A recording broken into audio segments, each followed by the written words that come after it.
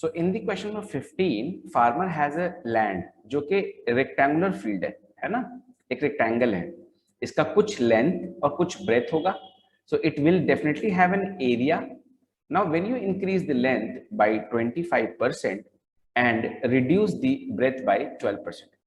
सो 12% से आपने ब्रेथ को डिक्रीज किया है और 25% से लेंथ को इंक्रीज किया है. सो I'm not saying that we do have only one or two methods, but the best method would be to solve this question by the application of successive percentage. That means this formula A plus B plus AB by 100. In this formula, A you put is equal to 25 and B is equal to minus 12. Okay. Hopefully the result will be positive. Positive means area will increase by certain percentage. Should I check it out? Okay, let me check. 25 plus minus 12. I always recommend doing the questions, solving such questions like a kids would do. जैसे एक बच्चा करता है. ये देखिए 25 से ये 4 और 4 से ये 3. तो 25 minus 12 minus 3 that means around 10%. ये पॉजिटिव आया, यानी कि एरिया जो है इंक्रीज किया. ये सबसे शॉर्टकट मेथड है, इससे ज्यादा शॉर्टकट मेथड मेरे पास नहीं है. लेकिन जनरली जो एक जिसको मैं कहता हूं इंजीनियर्स मेथड अगर आप देखेंगे, सो बेसिकली बच्चे जो हैं जो खानदानी इंजीनियर हैं वो लोग क्या करते हैं कि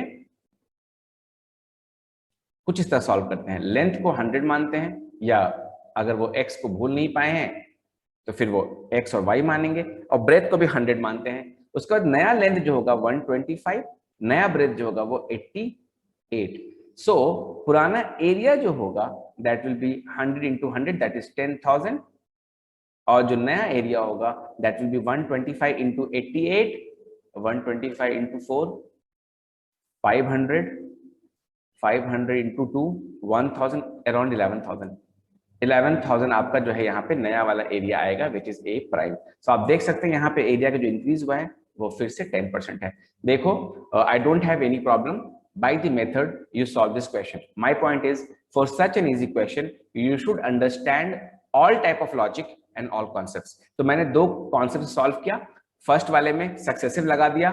सक्सेसिव कब लगता है? जब इस तरह का मामला हो जहां एक प्रोडक्ट आपको दिया हो, एरिया दिया हो, लेंथ इनटू ब्रेथ, प्रोडक्ट दिया हो, है ना.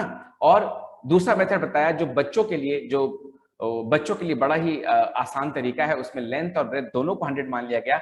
जबकि ये फॉर्मूला, ये मेथड बहुत केयरफुली हमें अप्लाई करना होता है. अगर किसी क्वेश्चन में पेरीमीटर या कोई और ऐसी चीज दे दे तो वहां पे मैं मना करता हूं कि आप 100 अज्यूम ना करें. वैसा क्वेश्चन आएगा, हम लोग उसको डिस्कस करेंगे. फिलहाल इस क्वेश्चन में एग्जाम्पल 15 में और प्रीवियस यानी एग्जाम्पल 14 में भी जहां न्यूमरेटर और डिनोमिनेटर का लोचा था, वहां पे भी आप 100 और 100 मान लेंगे तो काम चल जाएगा. क्या आप चाहते हैं मैं किसी और मेथड से भी इसको सॉल्व करूं, एक और मेथड से सॉल्व करूं? Let me think in that case. और क्या मेथड हो सकता है? एक मेथड ये होगा कि आप 100 लें और सीधा सीधी 100 को आप 25% से बढ़ा दें, 125 आएगा, और इस 125 को आप जो है 12% से घटा दें, तो that result will be your 88% of 125. This will be again your same logic 110, और यहां से आप देखें कि आपको जो है 10% का इंक्रीज हुआ है. ये भी इस तरह के केसेस में लागू हो सकता है. ये सारे मेथड इस क्वेश्चन के लिए स्पेसिफिक है जहां पे एरिया प्रोडक्ट है लेंथ और ब्रेथ का. और सिमिलर सिचुएशंस में जैसे डिस्टेंस वाले केस में भी स्पीड और टाइम के बीच में सेम रिश्ता है, और एक्सपेंडिचर वाले केस में भी प्राइस और कंजम्पशन के बीच में सेम रिलेशनशिप है. वहां पे आप ऐसे मेथड का इस्तेमाल कर सकते हैं, लेकिन हर जगह नहीं. सो हम बार बार आपको रिमाइंड करते रहेंगे कहां आप ऐसे मेथड का इस्तेमाल कर सकते हैं और कहां नहीं. चलिए क्वेश्चन नंबर 16 में आराम से पढ़ना है. किसी बंदे को लॉटरी लगी है, that I can see. Lottery जीतने के बाद उसने 40% पैसा जो है उड़ा दिया है फरारी में, और 1,20,000 का उसने जो है ज्वेलरी खरीदा है अपने वाइफ के लिए. वेरी गुड, बहुत अच्छा इंसान है वो. Then realizing that he may have been too rash with the money. Yes, jewellery खरीदने के बाद ही उसे रियलाइज हुआ होगा, फरारी के बाद नहीं. He decided to buy house spending 30% of the remaining amount on that. Remaining आ गया, यानी I need to be careful. जहां रिमेनिंग आता है वहां खतरे की घंटी बजनी शुरू हो जाती है. तो आपको अज्यूम करना है कि ये अमाउंट जो मैं बोर्ड पे बना रहा हूं this is the amount Ernest has won as the large amount in case of lottery, और यहां से इसने 40% की फरारी ले रखी है। 40% लॉटरी के अमाउंट पे था, फिर उसी में से 1,20,000 का जो है अपनी वाइफ के लिए ज्वेलरी लिया, फिर उसका 30%, नहीं नहीं नहीं नहीं नहीं, हरगिज नहीं, जो पैसा बचा रिमेनिंग उसका 30% जो है उसने घर के लिए खर्च किया, और उसमें से 1,00,000 रुपए जो है अपनी बेटी की पढ़ाई के लिए वो ट्रस्ट में डिपॉजिट कर देता है। बाकी बचे हुए पैसों को वो दे देता है चैरिटी में, और चैरिटी देने के बाद देखता है कि उसके पास कोई पैसा नहीं बचा। ऐसे क्वेश्चन में जहां रिमेनिंग वर्ड का इस्तेमाल हो जाए, and when you are solving as a kid, as a novice, as a beginner in the percentage area, तो आप हमेशा इस तरह का डायग्राम बनाया करें ताकि आपको बेस का एहसास हो कि ये जो 40% है इसका बेस लॉटरी का अमाउंट है, जबकि ये जो 30% है इसका बेस जो है वो रिमेनिंग अमाउंट से लिया गया है।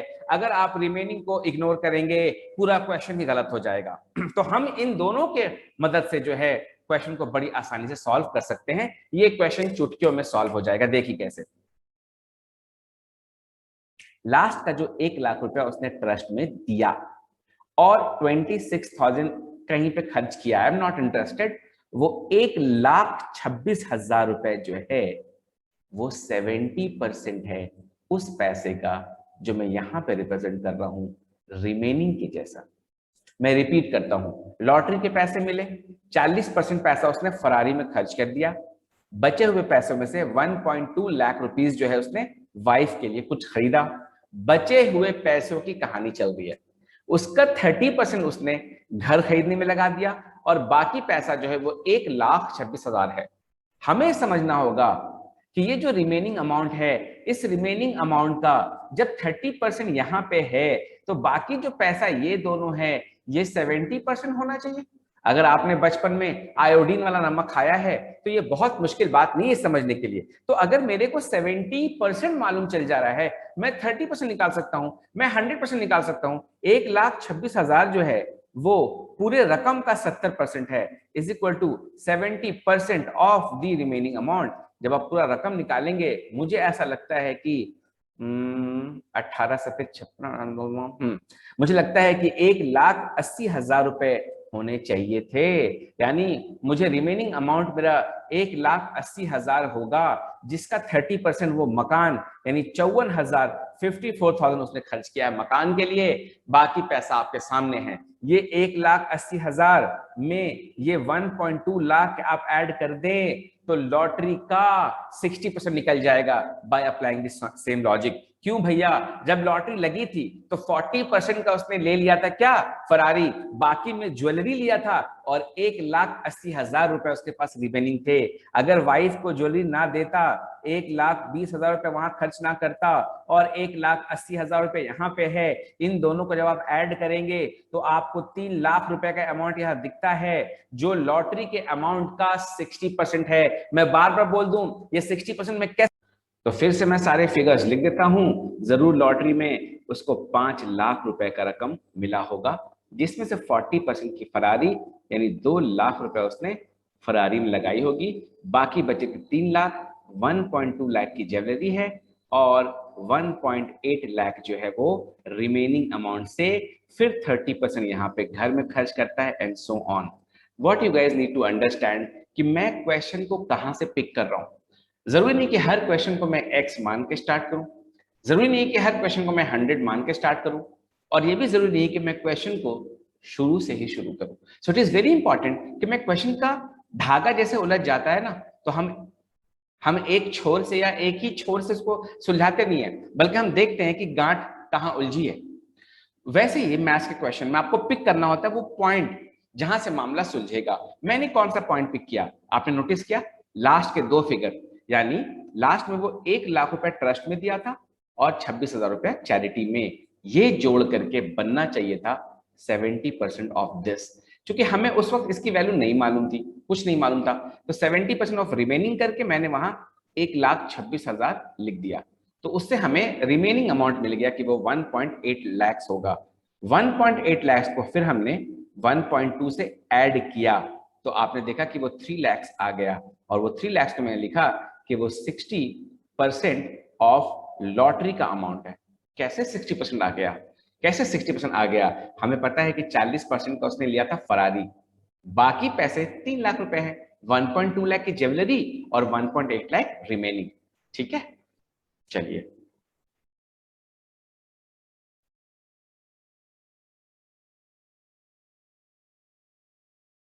Example 17।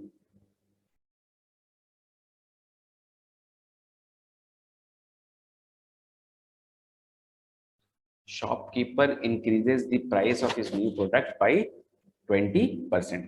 He makes a loss of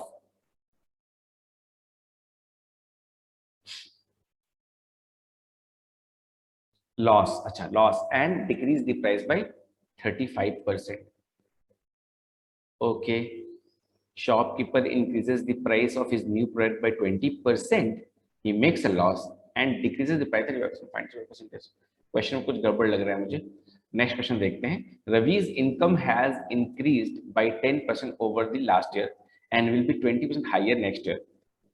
okay, if इस लास्ट सैलरी, ठीक है, ये कोई ज्यादा डिफिकल्ट क्वेश्चन है नहीं। 10% का पहले इंक्रीज दिखा रहा है, फिर 20 का, एक्सपीरियंस से बोलता हूँ 32% का इंक्रीज होगा, क्योंकि ये सक्सेसिव है, एक के बाद एक है ना। तो आप देखेंगे 10 प्लस 20 प्लस 10 इंटू 20 बाई 100 करने से आंसर आ जाता है।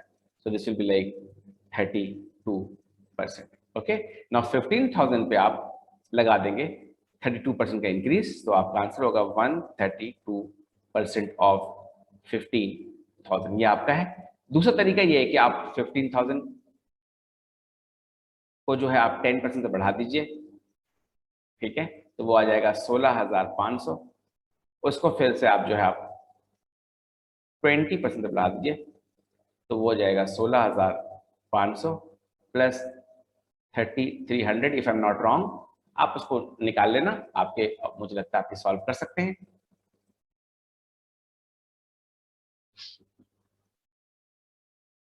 ये क्वेश्चन जो 17 दिख रहा है, मुझे लगता है फाइंड दी टोटल परसेंटेज, यहाँ पे चेंज होने से बात समझ में आती है। ये भी सक्सेसिव का ही है। एक दुकानदार ने अपने प्रोडक्ट का दाम को 20% से बढ़ा दिया और फिर 35 से डिक्रीज कर दिया है। तो I don't think it's a very difficult question for you guys. आप 100 मान कर बना सकते हैं कि 100 को 20 से इंक्रीज करेंगे 120, फिर 35 से डिक्रीज करेंगे, तो आपका आंसर हो जाएगा 65% ऑफ 120, राइट। 78 के आसपास शायद, 78 के आसपास। तो ये आपको 100 से जो 78 है, ये 22% का चेंज है, ठीक है। आप एक बात पे ध्यान रखिए कि ये हम लोग एग्जाम्पल 17 कर रहे हैं, ठीक है, रेड लाइन। एग्जाम्पल 17 का दूसरा तरीका सक्सेसिव है, a plus b plus a b by 100 से भी आप कर सकते हैं। यानी कि पहले आपने 20 का इंक्रीज किया है, so 20 plus with in bracket -35 a plus b plus increase में आप पॉजिटिव और डिक्रीज में आप नेगेटिव रखते हैं, प्लस 20 इंटू -35 बाई 100, ठीक है। तो यहाँ पे भी आप देखेंगे कि 5 7 20 -35 -7, okay, so which is around -22%, ठीक है। ये क्वेश्चन नंबर 17 का है। मुझे लगता है कि 17 और 18 दोनों question I have prepared for successive percentage increase. Straight forward है, आप सीधा वैल्यू लें 100, इंक्रीज बोलता है इंक्रीज करें, डिक्रीज बोलता है डिक्रीज करें, या आप सीधा मेरा फॉर्मूला लें सक्सेसिव वाला, अप्लाई कर दें। ध्यान रखें, इंक्रीज है तो पॉजिटिव में रखेंगे, डिक्रीज है तो नेगेटिव में रखेंगे। फाइनल आंसर अगर पॉजिटिव में आया है तो ओवरऑल परसेंटेज इंक्रीज होगा, अदरवाइज परसेंटेज डिक्रीज होगा। आगे बढ़ते हैं।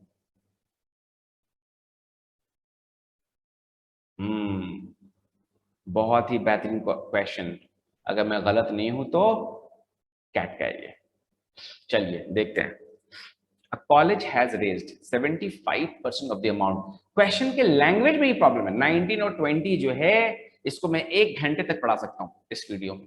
क्वेश्चन के लैंग्वेज में ही प्रॉब्लम है, तो आइए देखते हैं कितना टाइम तक मैं आपको इसको पढ़ा सकता हूं। A college has raised 75% of the amount, मतलब क्या है, जरूरत का 75% अमाउंट जो है वो रेज किया जा चुका है और 25 की जरूरत है, यही ना। A college has raised 75% of the amount it needs for a new building by receiving an average donation of 600 from the people already। अच्छा, यहाँ पे 600 करके कुछ एक लोगों से पैसा लिया गया है, ठीक है, कितने लोगों से हमें नहीं पता है। The people already solicited represent 60% of the people। College will ask for donation। अच्छा, मान लो हम 100 लोगों से डोनेशन मांगने वाले हैं, हमारा प्लानिंग है, टारगेट है। डोनेटर्स के लिस्ट में हमने जो 100 लोगों के नाम लिखे हैं वो 100 हैं मान लीजिए, तो इसमें से 60 लोगों को हमने डोनेशन मांग लिया है। परसेंट के टर्म में है तो मैं अभी डोनेटर्स का को 100 अज्यूम कर रहा हूं, but I am not sure कि अप्रोच सही है या गलत। देखिए, एक बिल्डिंग बननी है जिसमें मान लीजिए 1 करोड़ का खर्च आना है, उसमें से 75 लाख रुपीस आ चुके हैं, लेकिन चंदा जो अभी हुआ है, डोनेशन जो अभी हुआ है, वो हुआ है उन लोगों से जो 60% रिप्रेजेंट करते हैं। जितने लोगों से हमें डोनेशन लेना था उसके 3/5 यानी 60% लोगों से हमने अभी डिमांड किया है, अभी 2/5 से मांगा ही नहीं है। यानी यहां पे अगर हम आ जाएं तो 40 लोगों से हमने अभी डोनेशन मांगा ही नहीं। दैट्स अ गुड न्यूज, क्योंकि 60 लोगों ने 75% का बोझ झेल लिया है, 40 लोगों को 25% का बोझ झेलना है। The people already solicited represent 60% of the people। If the college is to raise exactly the amount needed for the new building, what should be the average donation from the remaining people to be solicited? मैं फिर से बनाता हूं diagram को, मुझे पसंद नहीं आ रही है। चलिए, 100 लोग मान लेते हैं जिससे हमें डोनेशन लेना है। उल्टा चलना है, धागा उलझा हुआ है, हमें पहचानना है कि कहां से पिक करें। आप बोलेंगे सर आपने एक्स क्यों नहीं मांगा, बिल्डिंग को बनाने का खर्च जो है वो क्यों नहीं मांगा, तरह तरह की बातें हो सकती है। लेकिन मैं कहां से अज्यूम कर रहा हूं एग्जैक्टली कि डोनेटर्स कितने हैं। डोनेटर्स कितने हैं, डोनेशन देने वाले लिस्ट में 100 लोग थे, 60 लोगों ने डोनेशन दे दिया और एवरेज ऑफ डोनेशन है 600, ठीक है, यानी 36,000 रुपीज का डोनेशन हो गया। बाकी 40 लोग अभी डोनेशन देने वाले हैं, कितना करके ये पूछा गया है, ये हमारा आंसर बनेगा। अच्छा, ये 36,000 जो है this comprises 75% of the amount required for to form the building, और यहां से आना है आपको 25%। अच्छा, एक कॉमन सेंस की बात करता हूं मैं, 75% पैसा आ गया है, 25% आना है, क्या यहां पे रिश्ता 1:3 का नहीं है? नहीं है। 36,000 रुपीज आ गए हैं, मुझे 12,000 और चाहिए, क्या बोलते हो? 36,000 आ गए हैं और 12,000 मुझे और चाहिए। अगर ऐसा ही है तो 75% डोनेशन आ चुका है, 25% हमें चाहिए। नाउ ये जो 40 लोग हैं वो कितना करके डोनेट करेंगे कि आपका 12,000 रुपए आ जाए? ये आपका आंसर है। जितनी आसानी से ये वीडियो में बनता हुआ दिखाई दे रहा है उतनी आसानी से आप बना नहीं पाएंगे। तो आपके पास कोई भी ऐसा मेथड हो जिससे आप मुझे कांटेक्ट कर सकें इस क्वेश्चन के लिए, यू आर वेलकम। ठीक है, ये क्वेश्चन को आप ट्राई करें अपने मेथड से, मुझे व्हाट्सएप पे भेजें कि आपके मेथड में क्या प्रॉब्लम है, पिक कहां से करना है। अगर कोई बिल्डिंग का अमाउंट मान लेता है क्वेश्चन सॉल्व हो जाएगा। 100 रुपीज मान के चलोगे तब भी बनेगा, थोड़े फ्रैक्शंस में आएंगे क्वेश्चन। इसलिए मेरे जो बनाने के मेथड में क्वेश्चन बहुत आसानी से सॉल्व इसलिए हो जाता है क्योंकि जो चीज मैं पिक कर रहा होता हूं वो बड़ा इंपॉर्टेंट है और उसके लिए एक्सपीरियंस चाहिए होता है। ठीक है, और कोई मेथड इसको सॉल्व करने का? और कोई मेथड? 60% से डोनेशन मांगा जा चुका है, 75% में दे दिया है, 60% ने 75 दे दिया है, तो 40% 25 देगा।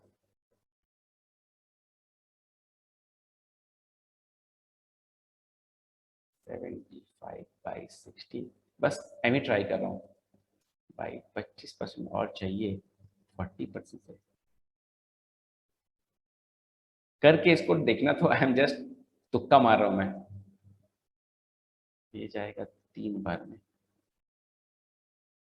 यानी कि 40 130 आ रहे आंसर, आंसर आ रहा है।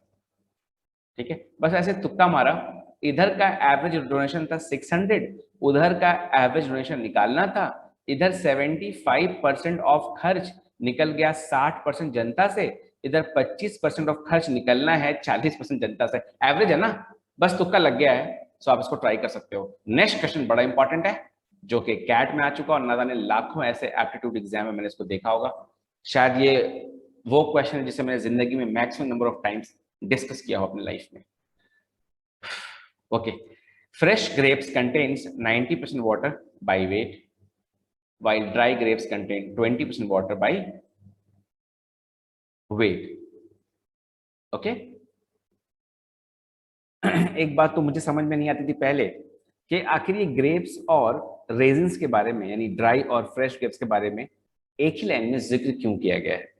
एक्चुअली स्टोरी क्या है कि कुछ ग्रेप्स हैं, मान लीजिए, मैं एग्जैक्ट ग्रेप्स तो बनाऊंगा नहीं, उसको सूखने के लिए दिया गया और रेजिन्स बन गया। जब आप किसी चीज को सूखने देते हैं तो होता क्या है, व्हाट डज हैपन, वाटर जो है वो निकल जाता है प्रोसेस में, और इस प्रोसेस को कहते क्या है, ड्राइंग प्रोसेस। ये दुनिया का सबसे कॉस्टली प्रोसेस है, क्योंकि जिसे आप ड्राइंग समझते हैं कि कोई चीज अगर बहुत ज्यादा ड्राई हो चुका है उसमें भी वाटर कंटेंट होता है, तो आप ग्रेप्स या रेजिन्स ऐसा कुछ ना सोच करके, क्या आप कुछ ऐसा सोच सकते हैं बल्क चीज कि ये जो ग्रेप्स है इसमें वाटर है और वाटर के साथ साथ भी कुछ मौजूद है जिसका नाम किताबों में आपको पल्प मिलेगा। I don't like that name because when you imagine pulp there are very high chances that you imagine a mango pulp, और whatever pulp you imagine उसमें काफी पानी होता है ना। इस क्वेश्चन में वाटर और पल्प को अलग करने का मतलब यह है कि इसमें वाटर है, इसमें वाटर नहीं है। You should imagine something like powder. आपने मिल्क पाउडर देखा होगा, आपने टैल्कम पाउडर देखा होगा, उसमें पानी नहीं होता, पानी होने पे वो पाउडर रहेगा ही नहीं। रेजिन्स में, किशमिश में, जो ड्राई ग्रेप्स है उसके अंदर वाटर भी है, पल्प भी है, पर वाटर की औकात कम हो गई है। मैं आपको समझाता हूं, मुझे वो बोलना ही पड़ेगा जिससे मैं बच रहा था। मान लो क्लास में 50 लड़के हैं और 20 लड़कियां हैं। आप टाइम लगा लेना, 2/7 28.57। लड़कियों का परसेंटेज जो है वो 28.57% है। यहाँ पे 20/70 इंटू 100। मान लो इसमें से 20 लड़के भाग गए और बच गए 30 बॉयज और 20 लड़कियां। लड़के भाग गए, अब लड़कियों का परसेंटेज आप कैलकुलेट कर लेना, ये 40% है। फिर मान लो और 20 बच्चे भाग गए, 20 लड़के भाग गए, बच गए सिर्फ लड़के ही भाग रहे हैं। क्यों भाग रहे हैं? लड़कियां टिक रही हैं, इसकी कोई खास वजह है। अब इसका परसेंटेज जो है वो 66.67% है। Compare these two cases, case number A, case number B. आराम से 50 लड़के, 20 लड़कियां, 10 लड़के, 20 लड़कियां। गर्ल्स यहां भी 20, यहां भी 20, गर्ल्स का परसेंटेज यहां 28, यहां 66। रीजन, रीजन ये है क्लास में लड़कियां तो 20 रह गई, पर टोटल नंबर ऑफ स्टूडेंट्स जो हैं वो कमते जा रहे हैं, कम होते जा रहे हैं। क्या ग्रेप्स वाला सिचुएशन ऐसा नहीं है? क्या ग्रेप्स वाला सिचुएशन ऐसा नहीं है कि ग्रेप्स के अंदर में जो वाटर था, जो बॉयज थे, और जो पाउडर था, पाउडर रह गया, वाटर जो है वो इवापोरेट कर गया। करेक्ट, वाटर की क्वांटिटी कम होने की वजह से पाउडर का परसेंटेज बढ़ गया है। पॉसिबल है जैसे यहां हुआ, लड़कियों के नंबर्स नहीं बढ़ाए गए पर लड़कियों का परसेंटेज लगातार बढ़ता जा रहा है।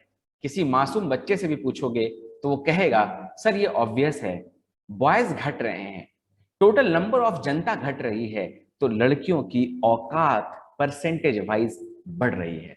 बस अगर आपको इतनी अकल है तो आप समझ सकते हो कि जब फ्रेश ग्रेप्स को धूप में दिया गया, पानी का कंटेंट घट गया, but don't focus on the पानी का कंटेंट। यहाँ 90% वाटर है तो बाकी 10% क्या है, यहाँ 20% वाटर है तो बाकी 80% क्या है, ये सोचो। ये 80% ऑफ ड्राई ग्रेप्स है क्या, क्या नाम देना चाहते हो तुम, बताओ, what do you want to call it. यहाँ 10% ऑफ फ्रेश ग्रेप्स है क्या, क्या नाम दोगे, पल्प, पाउडर, क्या है ये, जो भी है इक्वल है। जैसे क्लास में लड़कियों की संख्या नहीं बदल रही थी, दो it's percentage was constantly increasing, but you cannot tell me that the number of girls was also increasing simultaneously। हम लड़कियों के परसेंटेज को बढ़ाने के लिए लड़कियों के नंबर को बढ़ाएं जरूरी नहीं है, लड़कों के नंबर को घटाने से भी काम चल सकता है। उसी तरह से अगर हमें ग्रेप्स के अंदर देखना है कि ये जो वाटर कंटेंट घट रहा है ये तो ठीक है, लेकिन जो हमारा पाउडर या पल्प जो भी आप नाम कहते हैं उसका जो वेट, उसका जो परसेंटेज क्यों बढ़ रहा है, मास नहीं बढ़ रहा है। फ्रेश ग्रेप्स जो है दिया हुआ है 20 kg, 20 kg फ्रेश ग्रेप्स के अंदर उसका 10% कितना होता है, 2 kg, 2 kg पाउडर है। ये 2 kg पाउडर जो है ड्राई ग्रेप्स का 80% बना रहा है। क्योंकि आप अपने आप से सवाल कीजिए, बहुत ही सिंपल सा सवाल कीजिए कि फ्रेश ग्रेप्स का जो 20 kg, फ्रेश ग्रेप्स में जो 2 kg जो आपका पल्प है वो गया कहां। When you call it pulp, you accept that it is not water and this will not evaporate, correct? तो आप इसको सॉल्व कीजिए। 80% of dry grapes is equal to 2 kg। सो आपका ड्राई ग्रेप्स जो है वो 2.5 kg के करीब आ जाएगा, जो कि आपका आंसर है। ठीक है, हम लोग इसको एक और मेथड से ट्राई करते हैं।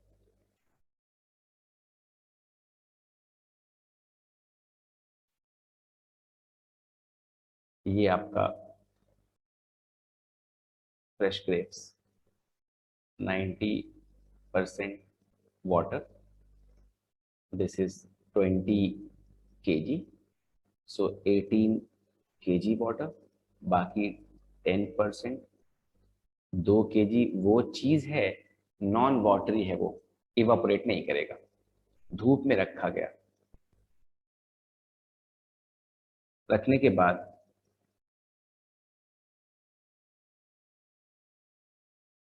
बन गया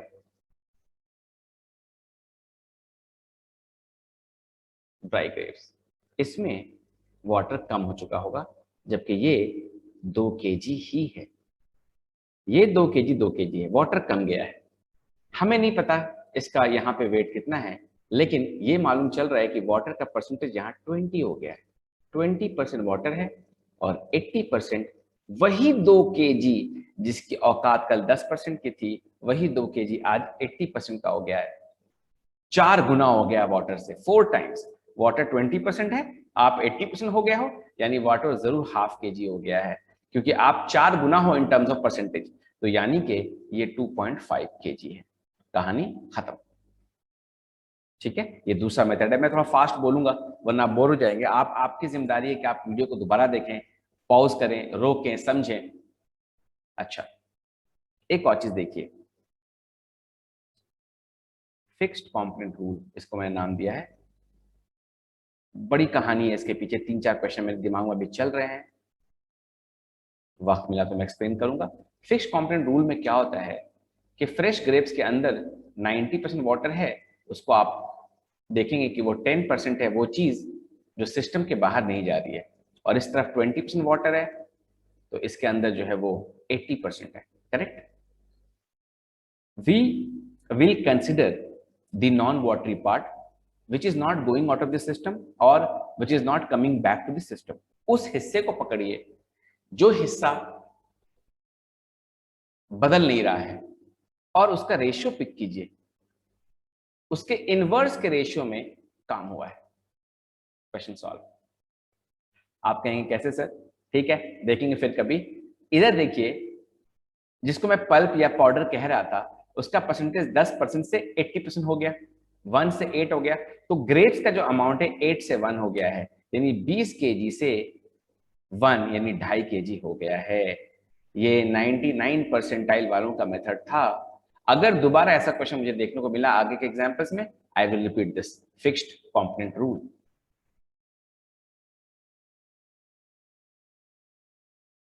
ये सबसे डिफिकल्ट क्वेश्चन मुझे लगता है, मुझसे भी सॉल्व नहीं होता ये question.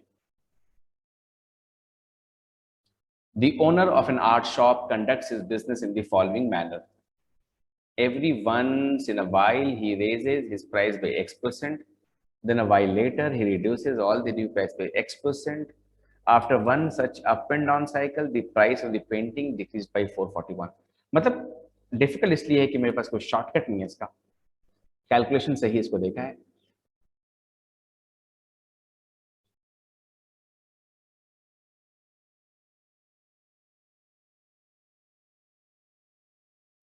Price of the painting,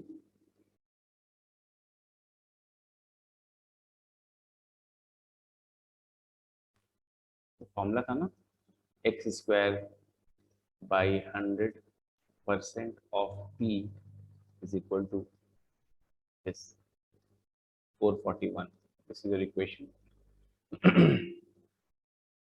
option के इस्तेमाल से बनेगा, लेकिन एक रूल मैंने परसेंटेज में सिखाया था कि if something goes up by p% and then decreases by p%, the overall net change is not zero, है ना?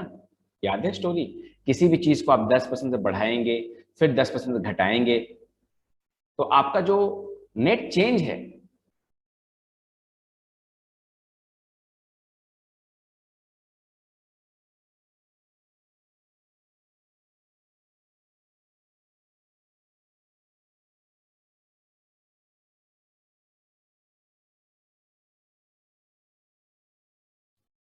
ये भी कैट का क्वेश्चन है और हम लोग यहां से शुरू करते हैं।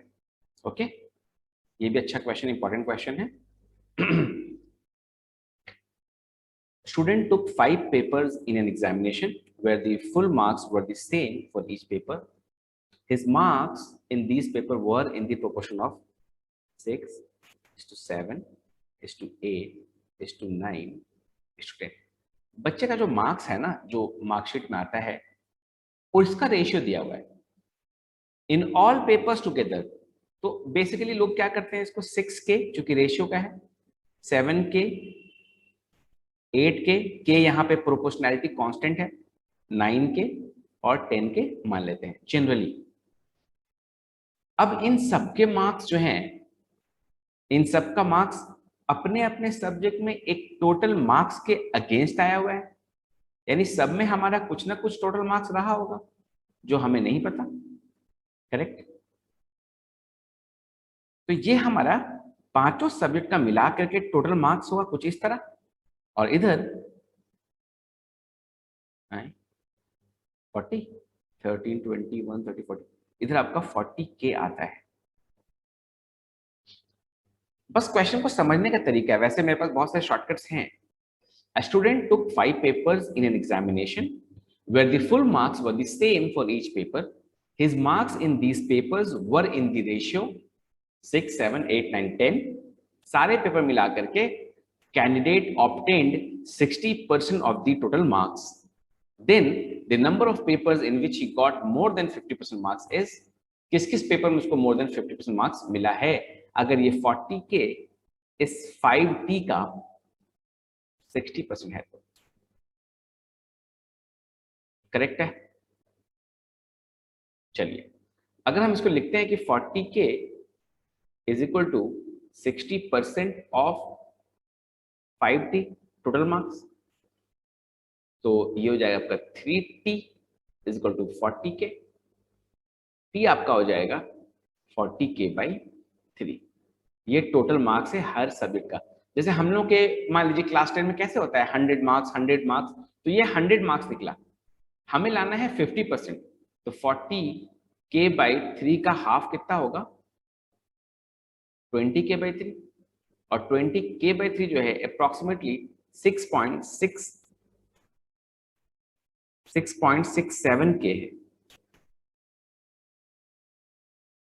ठीक है, 6.67K है। कितने सब्जेक्ट में इसका मोर देन दैट है देख लीजिए, एक को छोड़ के बाकी सब में, एक को छोड़ के बाकी सब में।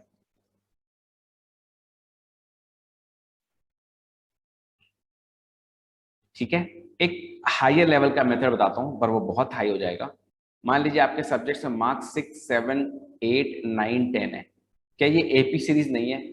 तो इस पांचों सब्जेक्ट में जो मार्क्स हैं वो एपी सीरीज में, उनका जो एवरेज होगा वो ये होगा। This 8 is actually the 60%।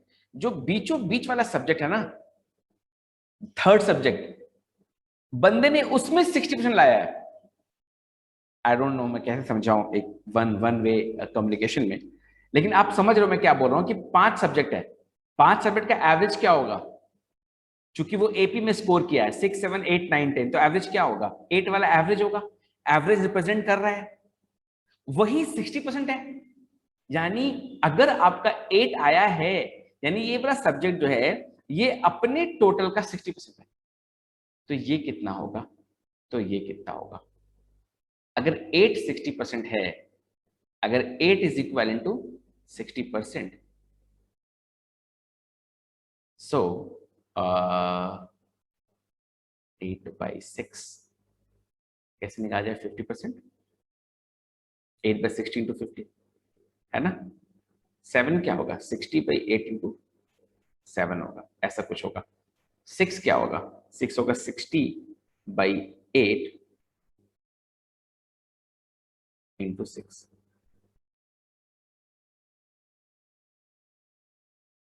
45% ये बंदा लाया है यहाँ। अच्छा, फिर से यहाँ एपी दिख रहा है, ये लाया है 40%। अब आसान हो जाएगा, ये 45% है, ये 60 है, तो ये वाला पक्का 75% है, और ये वाला इन दोनों के बीचों बीच में आना चाहिए। 15 साढ़े 7 52.5% है, और ये वाला 67.5% है।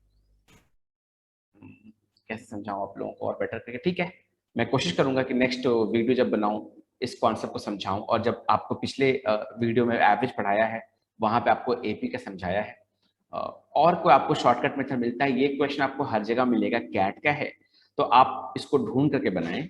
लेकिन मैं एक काम करता हूं, मैं आपको क्वेश्चन समझा देता हूं। मैं क्वेश्चन समझा देता हूं कि क्वेश्चन कह रहा है। क्वेश्चन कुछ इस तरह है कि 100 मार्क्स एक सब्जेक्ट के हैं, नेक्स्ट सब्जेक्ट का भी 100 मार्क्स है, टोटल मार्क्स, मैक्सिमम मार्क्स, फिर 100, फिर 100, ऐसे कर करके हमारे पास 5 सब्जेक्ट है। बस यही कह रहा है क्वेश्चन। 5 सब्जेक्ट में आपका मैक्सिमम 500 मार्क्स का एग्जाम हुआ, जिसमें से आप 300 मार्क्स लाए हो, यानी कि 60%। जैसा कि हम लोग घर पे बात करते हैं, बेटा कितना आया 10th में? 60%, 76%। ये 300 मार्क्स जो लाए हो वो 5 सब्जेक्ट को लेकर लाए हो, 1, 2, 3, 4 और 5, और इसका रेशियो दिया है 6, 7, 8, 9 और 10। नाउ आप क्यों ना 6x plus 7x plus 8x plus 9x plus 10x करके इक्वल टू 300 कर दें, तो इधर आ जाएगा 40x, इधर आ जाएगा 300, x जो हो जाएगा वो जाएगा 7.5। नाउ आप 6 से मल्टीप्लाई करेंगे, जब 6x मल्टीप्लाई करेंगे तो आपका यहाँ आ जाएगा 45 मार्क्स, यहाँ आ जाएगा 60 मार्क्स, 10x 75 मार्क्स, ये थोड़ा आसान लगा मुझे, 52.5 मार्क्स, और यहाँ 67.5 मार्क्स। तो अगर आपको ये बेटर लगता है आप इसी मेथड को अप्लाई करें। मेथड क्या था? सारे टोटल मार्क्स को आप 100 मान लें, आप 100 मानेंगे, 5 सब्जेक्ट का 500 हो जाएगा, और यहाँ पे आपका 300 आ जाएगा। ठीक है, उसके बाद हर सब्जेक्ट का स्कोर रेशियो दिया है 6, 7, 8, 9, 10, आप उसको ऐड करेंगे 6x, 7x, 8x, 9x और 10x करके, क्योंकि रेशियो दिया था तो आपको x की जरूरत पड़ी, वो 40x आएगा विच इज 300, x की वैल्यू 7.5। फिर आप यहाँ पे जो 45 आया है वो 6x के वजह से आया है, जो ये आया है वो 7x है, ये 8x है, ये 9x है, ये 10x है। आपको देखना है कौन कौन सब्जेक्ट में मोर देन 50 है, क्योंकि टोटल मार्क्स तो 100 हो गया पर सब्जेक्ट, उसका 50% जो है वो 50 होगा, तो 1 2 3 4 सब्जेक्ट में वो क्वालिफाई कर गया है। सो आपका आंसर ये होगा।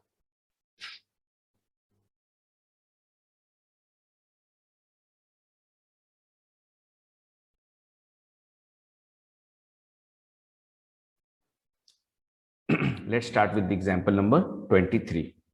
Now what is happening here is that number of goats is given as 9 dozen in the beginning of the year 1998.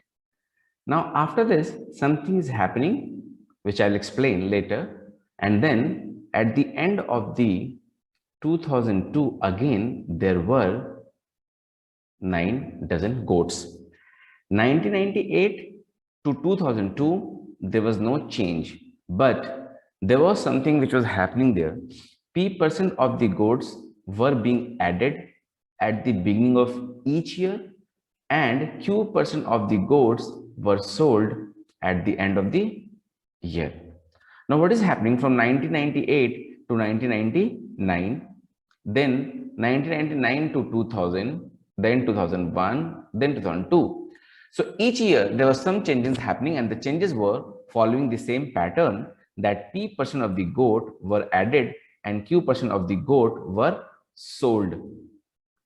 Now, why the value did not change? That is what you have to ask yourself. From the year 1998 to 2002, the value has not changed. That means each year, when you sold P% of the goats when you purchased P% of the goat and sold Q% of the goats, what was happening? That the net effect was 0. Now, how to keep that net effect 0? ऐसा क्या करना होगा कि number of goats change ना हो? For example, if you start with 100 goats, let's say, and you purchase 20% of the goats, making the P equal to 20, you will have 120 goats. Now, if you're selling 20 goats, if you're selling 20 goats to come back to, so this 20 is nothing but 16.66 or 67% of the 120. This is what is happening almost. So you had 100 goats at the beginning of the year when you purchased P% of the goats. So that is the 20%. Now the value of Q should be less than P such that you return to the same original value, that is 100 to 100. If you can make this happen at the end of the each year, so the number of goats will not change from 1998 to 2002. So you can say that P is more than Q. Option 3 is correct. हर साल अगर number of goat हम ना change करें तो 1998 से लेके 2002 तक number of goat change नहीं होगा ना। हर साल कैसे चेंज नहीं करेंगे? When there is increase of P% and decrease of Q%। हम पहले पढ़ चुके हैं कि अगर 1/n का इंक्रीज होता है तो 1/n+1 से डिक्रीज करा दो। अगर तुम P की वैल्यू 20% अज्यूम करते हो विच इज इक्वल टू 1/5, तो आप Q को 1/6 से डिक्रीज करा दो। So you will reach the same value. यहाँ पे लिख दिया है कि you have to reach the same value. Question को थोड़ा सा घुमाया गया है क्योंकि कैट का क्वेश्चन है। Delhi Metro Corporation engaged 25,000 workers to complete the project. At the end of the first year, 10% worker was shifted to the other project. Second year, 5% were reduced. अच्छा, okay, so first 10% was decreased, then 5% was increased, then 10% was increased. अब इसको बहुत method से solve कर सकते हैं। One of the method is you will multiply 25,000 to 90/100, decrement of 10%, 105/100, increment of 5%, into 10% again, 110/100, again 10% increase. So this is what you can do, one method. Second, you will do like a kid, and that would be much better, 25,000. reduce it by 10%, whatever value you get, increase it by 5%,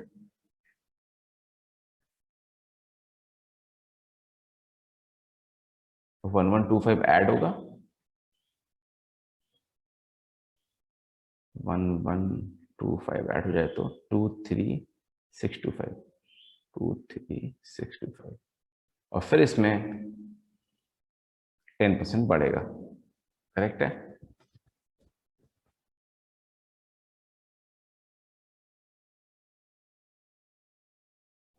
Oh, this 5% is reduction. Sorry, second one is also reduction. So this is decrease. वही मैं बोलूँ, answer match नहीं कर रहा है. This is the decrease of 5%. Okay, so minus 1125 करके जो value यहाँ पे आएगी,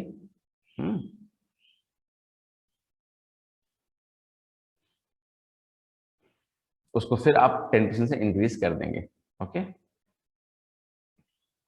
90/100 से मल्टीप्लाई किया था ना, सो 95/100 से मल्टीप्लाई कर देंगे, और फिर बाद में लास्ट में जाकर के हम 110/100 से मल्टीप्लाई कर देंगे. शॉर्टेस्ट फॉर्म में देखें तो 9/10, 19/20, और इधर 11/10. Okay, so this is what these two values will be around like 99/100, 1% का चेंज करेंगे, और फिर अपना 19/20 तो ऑलरेडी है ही. This should be multiplied by 25,000. ना ये 100 गया, ये गया, 0 गया, ये गया, 2 से ये गया, सो 125 into 99 into 19 will be answer. 125 into 99 into 19. तो ये तो बड़ा आसान है. 12500 माइनस 125, सो 12375, माइनस करना है ना, हाँ 375, ये हो गया आपका. इंटू 19 करना होगा इसको. So I mean that is the calculation part. 2-3 method मैंने सिखा दिया. 19 का मतलब 20 से मल्टीप्लाई हो जाएगा, और फिर एक कम, 246 से कम. You can solve it. I'm not going to do the calculation, but the point is, दो मेथड मैंने सिखाए. एक 90/100, 95/100 इंटू 110/100. इसका नाम क्या है? मल्टीप्लीकेशन फैक्टर है. ये आप डायरेक्टली मल्टीप्लाई कर सकते हैं. आपने किताबों में कुछ इस तरह देखा होगा, 1 + 10/100 और समथिंग लाइक दैट, है ना. तो ये एक आप काम कर सकते हैं. और दूसरा मैंने मेथड आपको सिखाया था, वो था कि आप सीधा सीधी 25,000 को लें, इसको आप 10% से बढ़ाएं, जो वैल्यू आएगा उसको आप 10% से घटाएं, जो वैल्यू आएगा उसको आप 5% से घटाएं. याद रखें, ये 3 ऑपरेशन का ऑर्डर मैटर नहीं करता. यहाँ 10% का जो है डिक्रीज हुआ है, यहाँ 5% का डिक्रीज हुआ है, यहाँ 10% का इंक्रीज हुआ है. ऑर्डर मैटर नहीं करता सक्सेसिव परसेंट. अच्छा हाँ, सक्सेसिव भी लगा सकते हो, ऑर्डर मैटर नहीं करता. तो बहुत सारे मेथड्स हैं जिससे आप इसको सॉल्व कर सकते हैं. ठीक है.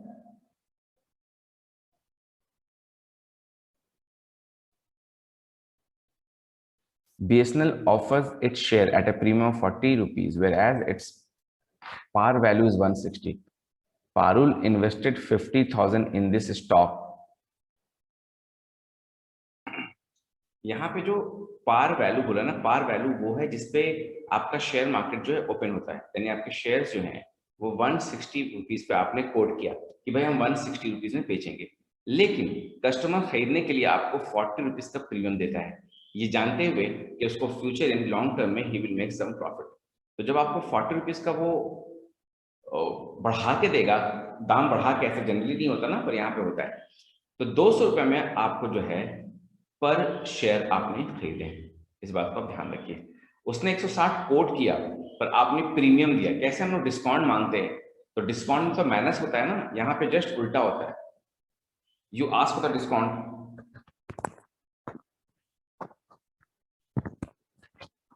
You ask for the discount. अगर आप नहीं सुन पाए तो मैं रिपीट करता हूं कि 160 वो प्राइस है जो जिसपे शेयर प्राइस को कोट किया जाता है, और 40 वो प्राइस है जो प्रीमियम आप पे करते हैं. Unlike what happens in the case of discount. Discount में क्या होता है कि दुकानदार ने 160 बोला, आपने 10 रुपए कम करा लिए, आपने 150 पे किया. शेयर मार्केट में 160 बोला, आपने प्रीमियम दिया, तब शेयर आपको मिल जाएगा. आपने 200 रुपया पर शेयर खरीदे हैं. ठीक है. इसके बाद क्या होगा कि आप 200 रुपया में आपने 50,000 इन्वेस्ट किया बाय 200, दैट इज आपके पास 250 शेयर्स आ गए। नाउ डिविडेंड मिला है 19% का, यानी ये प्रॉफिट है। और जब डिविडेंड मिलेगा फिर से वापस हम चल जाएंगे 160 पर, 160 पर ही डिविडेंड मिलेगा, यानी 250 शेयर जो है इस पे आपको 19% ऑफ 160 मिला है। ठीक है, आप इसको कैलकुलेट कर लीजिए। 250 इंटू 4 1000, 40,000 का 19% 7600, ऐसा आपको कुछ प्रॉफिट मिला है, गेन हुआ है, जो भी आप समझें। और आपने इन्वेस्ट कितना किया था? 50,000 किया था, तो 7600 बाई 50,000 इंटू 100, राइट? ये परसेंटेज तो 100 गया, 76/5, यानी कि 15.2% का आपको गेन हुआ है। मैं फिर से बता दूं प्रीमियम क्या होता है। शेयर मार्केट में जो आप जाएंगे ना, तो if the share is selling at a price of 160, you buy it at a premium of 40, that means you are willing to pay 200 rupees, unlike what happens in discount। Discount में आप minus करवाते हो, यहाँ plus करवाते हो। 50,000 आपने invest किया, यानी आपने 250 शेयर खरीदे हैं, उसके बाद 19% का वो डिविडेंड दे रहे हैं, प्रॉफिट दे रहे हैं, क्योंकि मार्केट में उसकी वैल्यू जंप हुई होगी। तो जब 19% का आप डिविडेंड लेंगे, so that 19% of 160 you'll get for each share. So you actually have made 7,600 rupees out of 50,000 that you invested. So this is how. जैसे कि पिछले केस में वो क्वेश्चन था, मैं देखता हूं, एक मिनट। अच्छा ठीक है, रहने दो। तो जैसा कि पिछले केस में क्वेश्चन था ना, वो प्राइस इंक्रीज हुआ, 10% डिक्रीज हुआ, 10% इंक्रीज हुआ, और फिर जाकर के 5% डिक्रीज, समथिंग लाइक दैट। तो हम लोग मल्टीप्लाई कर रहे थे, यहाँ पे वैसे ही है। 5% का डिप्रिशिएशन दिख रहा है एग्जाम्पल 26 में।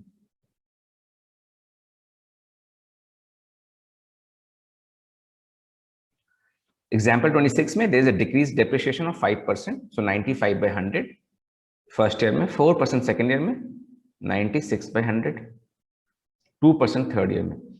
देखो बच्चों, मल्टीप्लाई तो आप नहीं करना है, into 20,000, that was the initial price. ठीक है, 1 2 3 4, 1 2 3 4, 2 से तो रहने दो सही। तो 95 इंटू 2 190, इंटू 96 इंटू 98 बाई 100, ये आपको करना होगा वहां कैलकुलेशन। ठीक है, वरना आप सक्सेसिव का फॉर्मूला लगा लो तो वो भी आसान हो जाएगा आपका।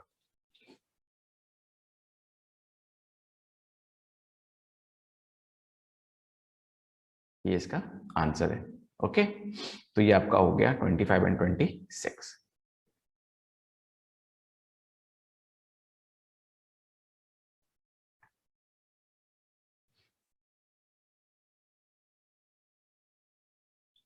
एग्जाम्पल 27 में whatever be the situation, कहानी चाहे वो जितना भी घुमा दे, this is the case of product constancy that we have discussed much earlier, right. उसमें क्या है कि 30% से आपका जो है एक तरह का इनकम गवर्नमेंट का डिक्रीज हुआ है, क्योंकि उसने एक्साइज ड्यूटी कमा दिया है।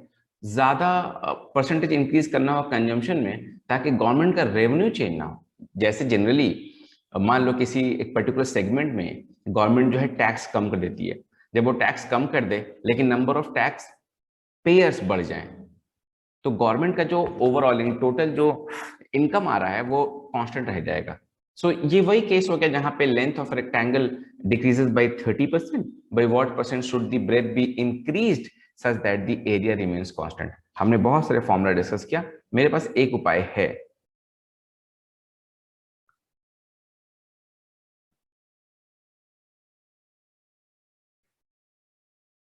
ठीक है, तो इस फॉर्मूले को आप घर जाकर के नहा धो करके आप अप्लाई कर ले, क्योंकि यहाँ पे इज इक्वल टू 0 कर दिया मैंने, यानी गवर्नमेंट का जो रेवेन्यू था उसमें कोई परसेंटेज चेंज नहीं हुआ है, इसलिए यहाँ पे हमने 0 रखा है इसको। अब एक ही जगह आप 30 अगर बिठाते हैं, 30 की -30 रिड्यूस्ड है, -30 बिठाते हैं एक ही जगह, तो आपको बी मिल जाएगा।